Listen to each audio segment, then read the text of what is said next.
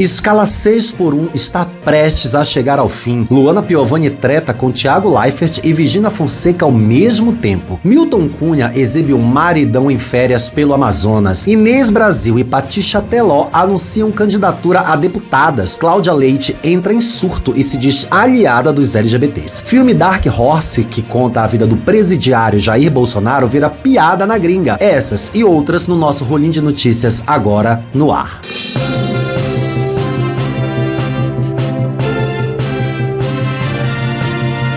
Olá, minhas rolinhas, eu sou Márcio Rolinho, criador e apresentador deste semanal de notícias, onde requentamos as notícias principais da semana, tudo que você viu e não viu, você revê ou vê aqui com a gente. Não esqueça de seguir o canal, aos domingos a gente sempre tem esse noticiário e durante a semana a gente tem vídeos todos os dias à noite. Aqui debaixo tem várias maneiras legais de você apoiar o canal, escolhe uma, a gente vai ficar muito feliz e vamos de notícias.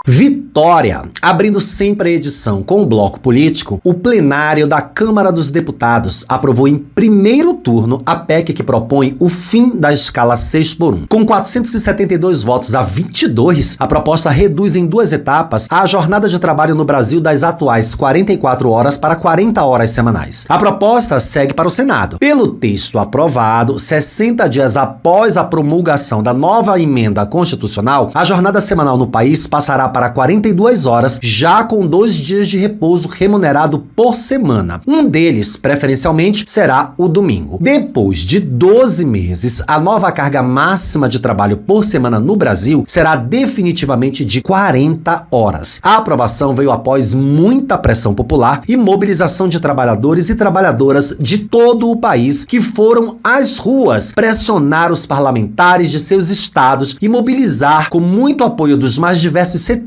da sociedade para garantir uma conquista histórica de direito trabalhista em um Congresso que vem sistematicamente atribuindo derrotas à sociedade brasileira, que é uma sociedade que no mundo inteiro tem mais leis trabalhistas que são exemplos para outras nações. E foi a partir da pressão popular que deputados da direita e até da extrema direita, como os do PL, mudaram seu posicionamento. Olha só que coisa. Antes, atuando para barrar o projeto, defendendo publicamente, com medo da má repercussão no momento de eleição que a gente está passando. A mobilização popular somada aos esforços do governo federal foram fundamentais para garantir o básico para quem trabalha, o direito a uma vida além do trabalho. A proposta é uma PEC apresentada pela deputada Érica Hilton em parceria com Rick Azevedo e o movimento FAT. É isso aí. A vida trabalhista de todos nós vai melhorar graças ao projeto de uma travesti e um homem preto.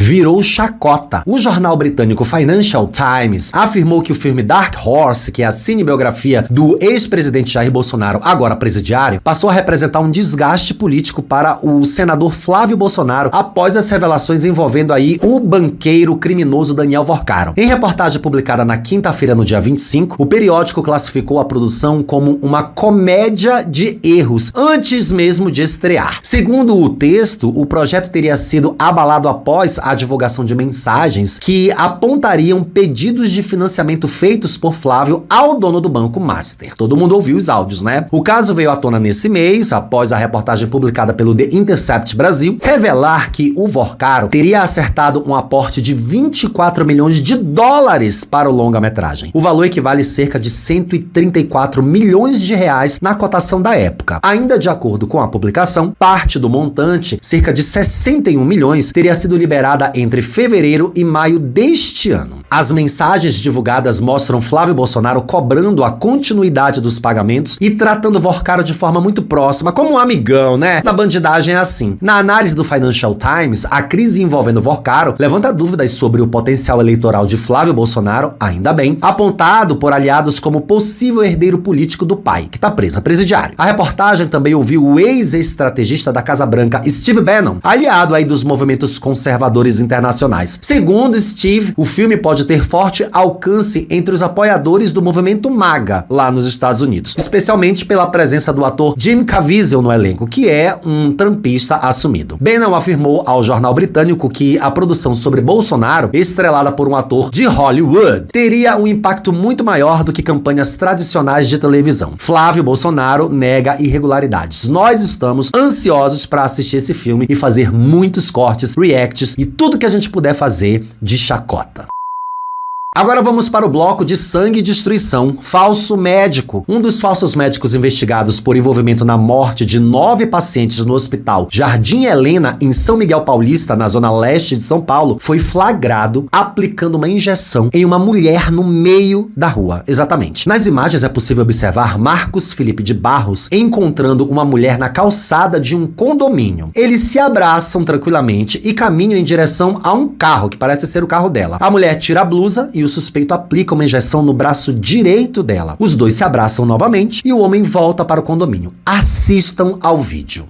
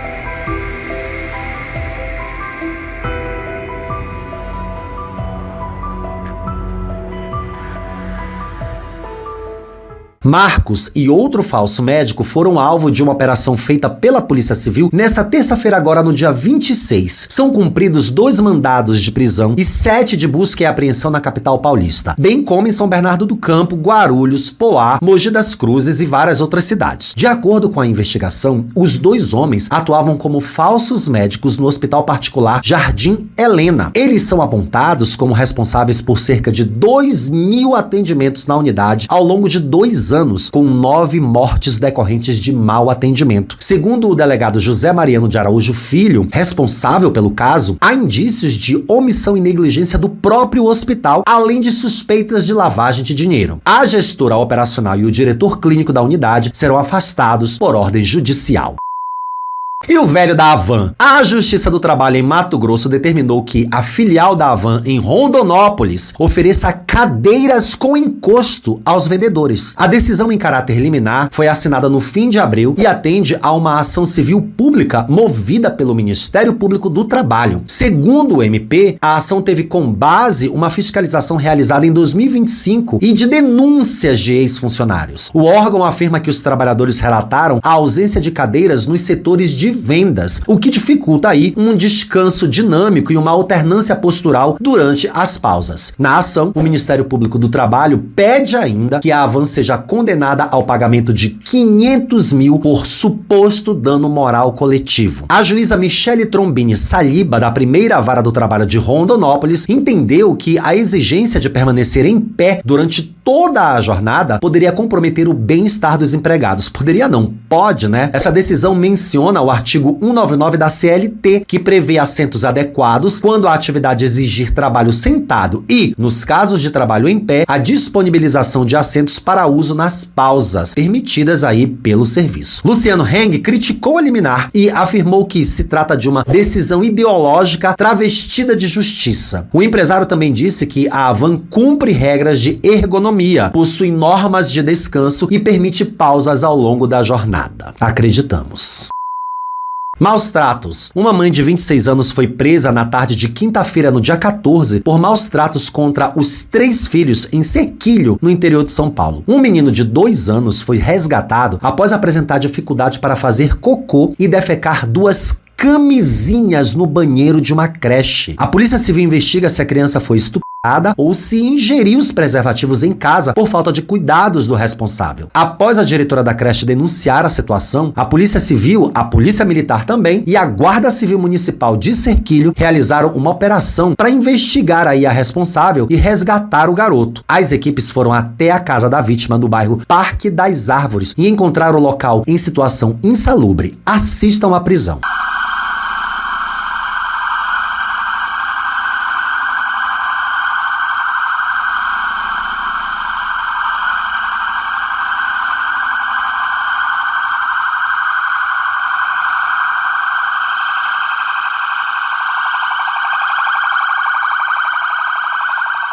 As crianças não tinham água e alimentação na residência e o local era tomado por fezes. A dona da casa, de 26 anos, foi presa em flagrante no local. A mulher estava totalmente transtornada e fora de si, apresentando um comportamento agressivo e se ferindo, segundo a polícia. As imagens que vocês viram aí foram obtidas pelo Metrópolis e ela já foi denunciada outras vezes por maus tratos contra os filhos dela. Outras 2 crianças de 4 e 8 anos foram resgatadas em casa e encaminhadas ao Conselho Tutelar.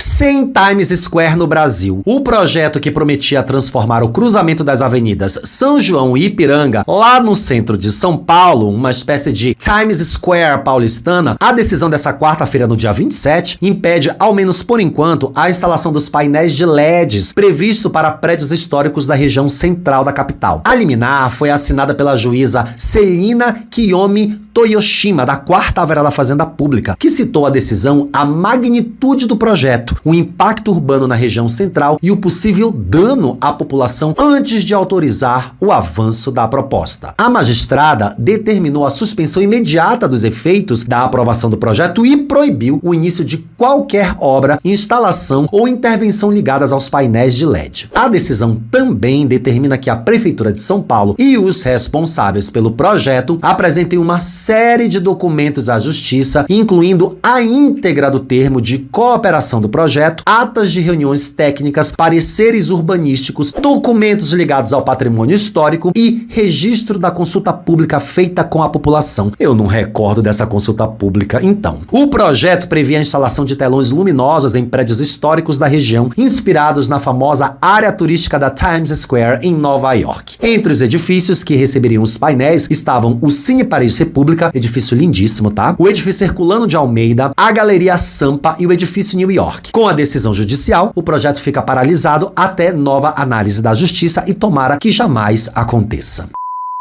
Baitola! O deputado estadual Guilherme Cortes, meu amigo querido, acionou o Ministério Público Federal contra o vereador cuiabano Rafael Ranalli, após um episódio considerado homofóbico ocorrido dentro da Câmara Municipal de Cuiabá. A representação pede a inelegibilidade do parlamentar do PL, é claro, que chamou o colega Daniel Monteiro de baitola durante uma sessão legislativa no último dia 19 de maio. Para Cortes, o caso ultrapassa os limites do debate político e reforça aí a necessidade de responsabilização de agentes públicos. A denúncia ganhou força após a repercussão do episódio registrado pelo sistema de áudio do plenário e rapidamente disseminado nas redes sociais. Ao perceber que o microfone ainda estava ligado, Ranalli agiu com "ai" antes de desligar o equipamento, mas a fala já havia viralizado, provocando críticas e indignação entre os moradores e ativistas. Assistam e ouçam a pataquada. Peço voto sim aos nobres pares.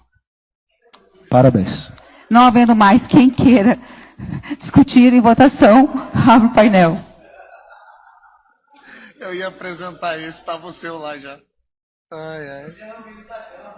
Ah, valeu, petista. Você não vai embora hoje? Vocês não votaram para ele ir embora? O que ele está fazendo aqui ainda? Vai embora, baitola. Ai. A troca ocorreu após a leitura de uma proposta conduzida pela presidente da casa, a Paula Calil. Em meio ao clima acalorado, Monteiro provocou: "Valeu, Jean Willis da Câmara." Na sequência, o Ranalli respondeu: "Valeu, petista, você não vai embora hoje? Vocês não voltaram para ele ir embora? Vai embora, baitola." Daí ele dá aquele ai que vocês acabaram de ouvir porque ele viu que falou merda. Ao justificar a ação, Cortes foi direto: "Quando os representantes públicos agem dessa maneira, passam um recado para toda a sociedade. Homofobia é crime e a política não pode ser um espaço livre para ela. Em resposta, Hanali afirmou que a fala ocorreu em tom de brincadeira, como sempre, e sem a intenção de ofender, reiterando respeito ao colega e à população. A gente também acredita. Revisão negada. A juíza Maria dos Remédios por Deus negou o pedido de revisão das sentenças de Ítalo Santos e Israel Vicente. O casal foi condenado pela disseminação de conteúdo sexual envolvendo menores de idade na internet. As penas foram mantidas em 11 anos e 4 meses de reclusão para Ítalo Santos e 8 anos e 10 meses de detenção para Israel Vicente. A magistrada considerou que não houve falhas na condenação anterior e que a defesa buscou discutir pontos inadequados ao recurso. Os dois permanecem em prisão preventiva lá na Paraíba. Além dessa condenação, ambos respondem a processos na Justiça do Trabalho por tráfico humano e trabalho análogo à escravidão. Cagando e andando. O padre Francisco de Assis, pároco da paróquia de Santa Bernadette do Distrito Federal, causou um verdadeiro alvoroço na internet ao publicar um vídeo dançando uma música de teor vulgar, que diz exatamente a frase que eu falei no começo. A atitude do sacerdote não repercutiu nada bem entre os fiéis, que consideraram a postura totalmente incompatível com o papel de um líder espiritual e começaram a disparar duras críticas na publicação. Assistam o vídeo. Quem fala mal de mim, eu não tô nem aí. Quem fala mal de mim, eu não tô nem aí. Tô cagando e andando, cagando e andando, cagando e andando pra quem fala de mim. Tô cagando e andando, cagando e andando, cagando e andando pra quem fala de mim. Quem fala... Muito bem, vim aqui celebrar a missa na Capela da Divina Misericórdia. Não tem ninguém, inclusive as portas todas fechadas. Não sei o que o povo quer. Fica difícil a gente tentar celebrar a missa e não ter ninguém. Para tentar conter a enxurrada de comentários negativos, o padre decidiu bloquear as mensagens na postagem. Logo em seguida, ele compartilhou um novo vídeo gravado em frente a uma capela completamente vazia, onde lamentava o fato de não ter público para a celebração da missa. Óbvio, seu idiota! O episódio acabou gerando um clima de profunda tristeza na comunidade e escancarou o distanciamento entre o religioso e seu público, com muitas pessoas comentando que o esvaziamento da igreja foi uma resposta direta ao comportamento desse padre que de agora não é correto, mostrando o tamanho do descontentamento dos fiéis com toda essa situação. Lavagem de dinheiro. A influenciadora Deolane Bezerra, presa na quinta-feira no dia 21, investigada por lavar dinheiro para o primeiro comando da capital PCC, comando esse que ela já foi atribuída como integrante dele, abriu 35 empresas no mesmo endereço, segundo o promotor de justiça Lincoln Gaquia. A advogada criava empresas para ocultar o patrimônio e dificultar o rastreio das autoridades. O endereço em questão é uma casa em Martinópolis, no interior de São Paulo. Ela também abriu mais 2 empresas através de um contador em um endereço em Santa Anastácia e outras companhias em endereços fictícios, como em Ribeirão Preto. O juiz disse em entrevista: "Eu quero registrar aqui que esse é um problema muito grande da abertura de empresas que eu chamo até de pejotização do crime organizado, o que demonstra que eles criaram empresas para gerar várias camadas e poder ter uma ocultação de patrimônio, uma lavagem de dinheiro mais justificada para provocar maior dificuldade para que a gente possa alcançar esse dinheiro." Bem, Deolane foi presa, está presa aí, foi presa na sua mansão em Alphaville, na Grande São Paulo, durante a operação que investiga aí esse esquema milionário de lavagem de dinheiro ligada ao PCC. Ao menos 4 carros de luxo foram apreendidos no local, eles somam mais de 100 milhões de reais. Segundo os investigadores, a influenciadora passou a ser alvo após análises financeiras identificarem movimentações consideradas incompatíveis e depósitos suspeitos em contas vinculadas entre 2018 e 2021.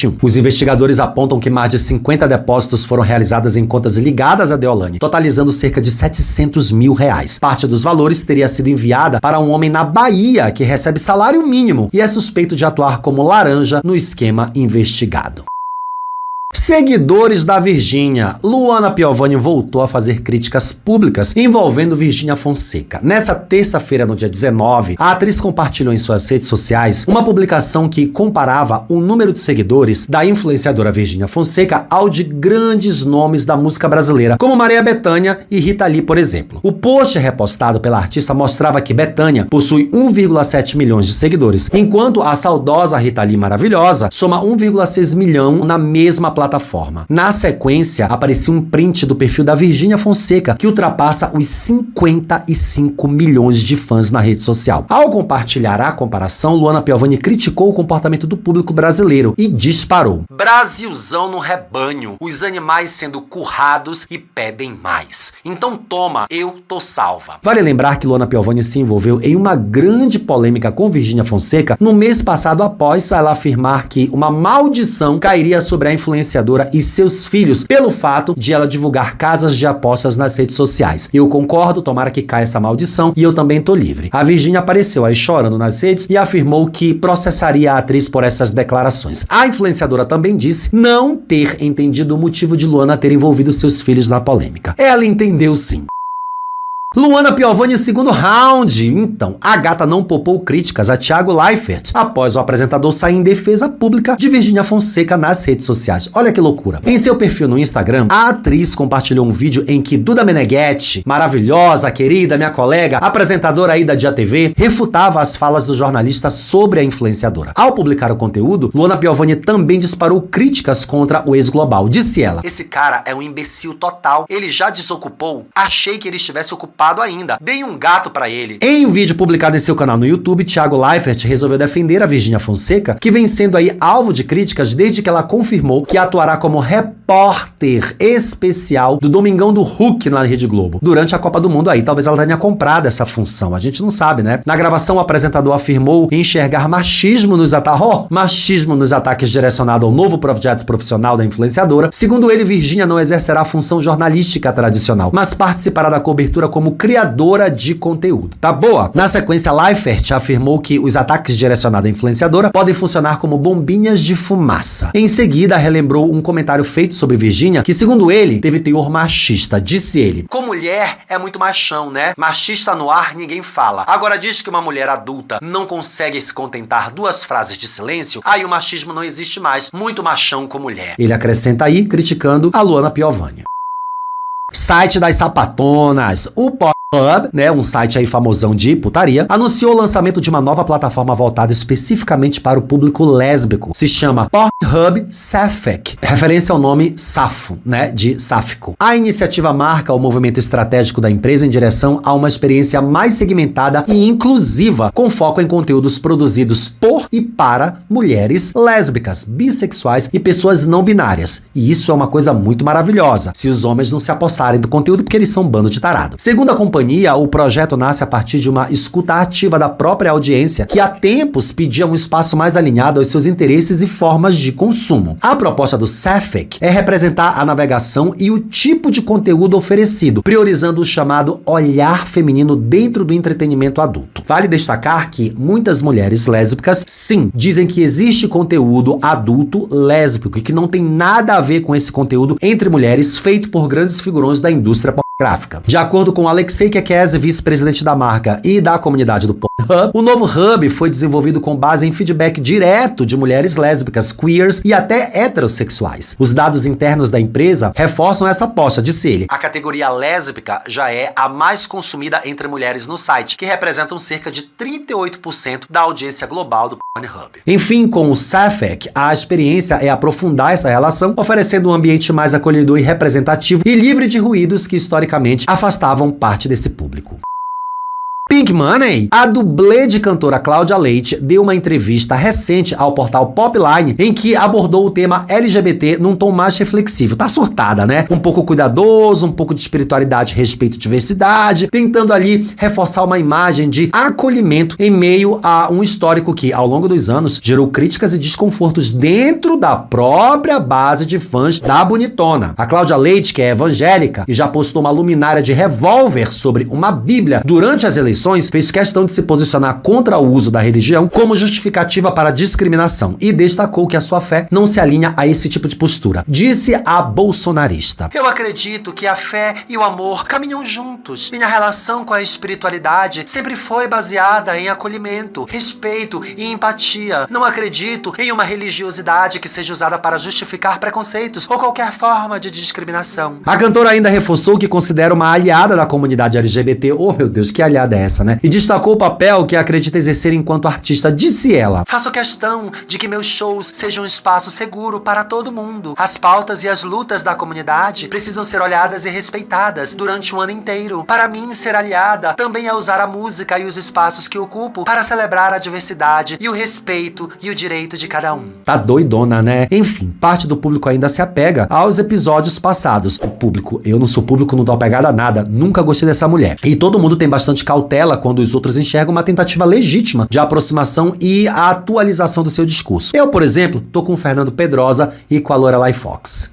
Vai ficar por conta da cantora Cláudia Leite, que vai falar da vida, da carreira e, claro, vai cantar pra gente. E eu tô te esperando, às 4 da tarde. Muito obrigado.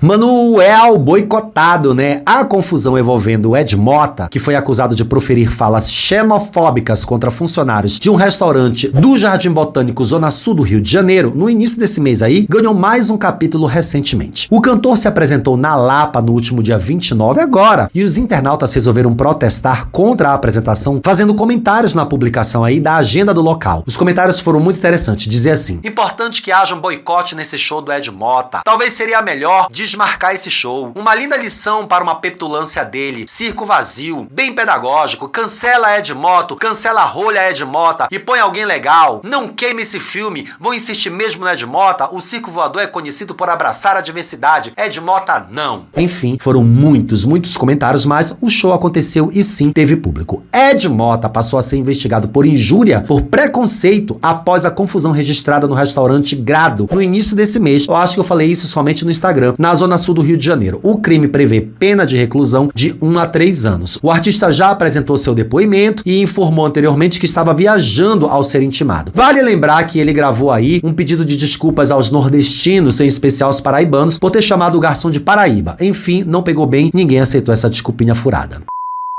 Inês Deputada, a cantora e influenciadora e professora de dança Inês Brasil, divulgou nas redes sociais registros da filiação do Partido Socialista Brasileiro, o PSB. De acordo com o texto da publicação, Inês Brasil deve concorrer ao cargo de deputada estadual. Disse a gata: eu sou a nova pré-candidata a deputada estadual do nosso gigantesco Rio de Janeiro. E o meu partido, graças a Deus, é o PSB Nacional. Muito obrigado, meus irmãos em Cristo. No texto, Inês Brasil agradeceu a comunidade LGBTQIAPN+, e a toda a família. A influenciadora é conhecida aí como um ícone da internet e da cultura pop brasileira. Inês ganhou visibilidade com um vídeo de inscrição para o Big Brother Brasil e ela acabou virando um grande meme. E antes, ela foi garota de programa no Rio de Janeiro e também em alguns países da Europa, em especial na Alemanha. Com o sucesso da internet, Inês conseguiu mudar de vida e trabalhar com músicas e publicidade para grandes empresas. Outros nomes conhecidos também anunciaram suas candidaturas neste ano. Entre eles estão Silvia Abravanel, pelo PSD, Vanderlei Luxemburgo, pelo Podemos, Antônia Fontinelli, pelo PSDB, Sérgio Reis, pelo DC. Esses aí pretendem disputar vagas na Câmara dos Deputados ou no Senado.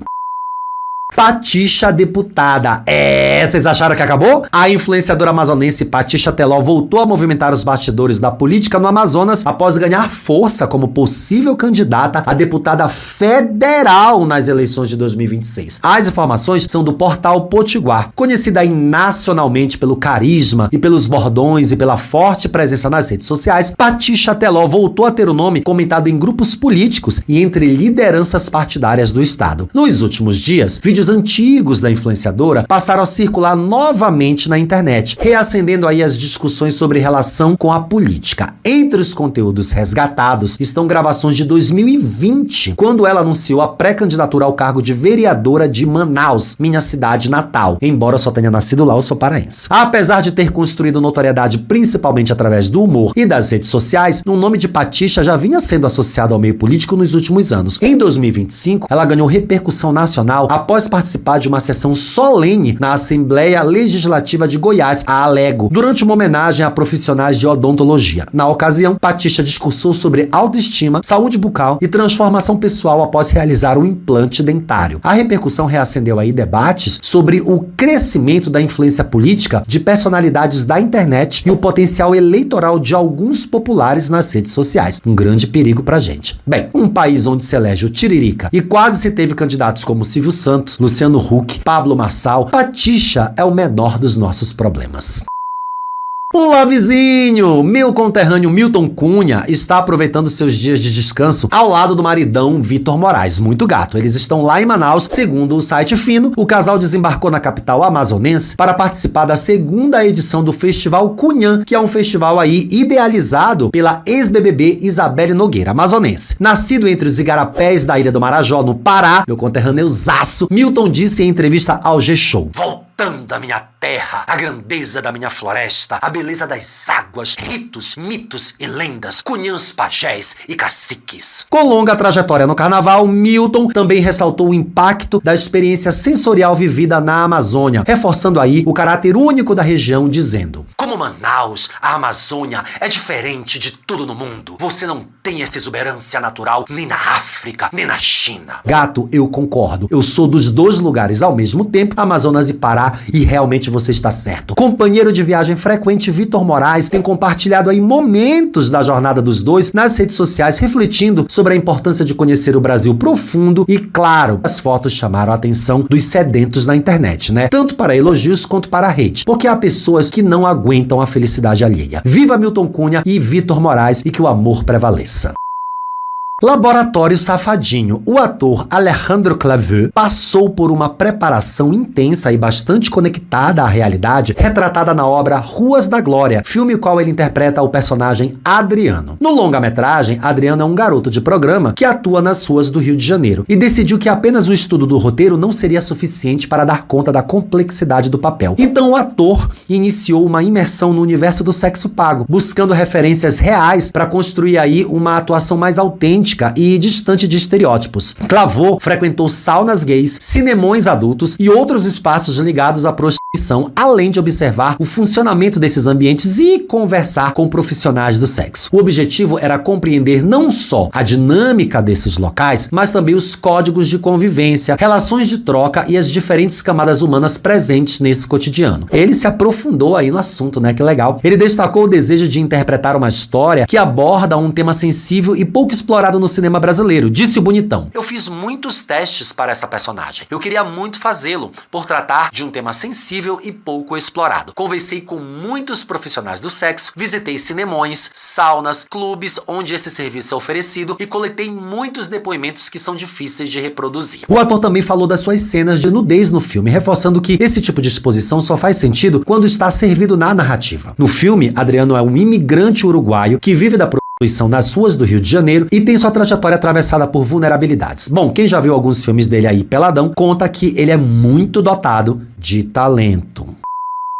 Calendário romano, um dos souvenirs mais curiosos vendidos nos arredores do Vaticano, em Roma, onde eu estive agora aí com o meu almozão João, dá pra assistir lá no vlog dele, voltou a ser o centro das atenções. O tradicional calendário que reúne foto de jovens usando trajes sacerdotais, conhecido popularmente como Calendário dos Padres Sex, acabou sendo assunto de uma reportagem recente do jornal italiano La Repubblica, que revelou que boa parte dos modelos não eram padres, eles são modelos contratados. Mas isso não era novidade, gente. Figura recorrente ao longo de mais de 2 décadas de publicação, Giovanni Galizia, gato demais, estampa a capa do calendário em diversas edições, com a mesma foto feita quando ele ainda era adolescente, ele tinha 17 anos. Hoje ele tem 39 e relembra o episódio com bom humor ao recordar o ensaio feito aos 17 anos em Palermo. Oficialmente chamado de Calendário Romano, o produto reúne 12 retratos em preto e branco de homens vestidos com trajes clericais, muitas vezes reaproveitados ao longo dos anos. Para Galizia, o ensaio sempre teve um caráter mais artístico do que provocativo, explorando aí os contrastes simbólicos. Apesar da polêmica, o calendário segue sendo vendido normalmente em lojas próximas ao Vaticano e no Centro Histórico de Roma. Eu vi vários deles por lá, não comprei porque sempre soube que, na verdade, eram modelos. Eu não sei como isso virou notícia novamente essa semana. O próprio autor confirmou isso há alguns anos. Existem milhares de exemplares comercializados todos os anos e dá pra comprar até em sites aqui no Brasil, versões originais. Bom, essa é a edição do nosso retorno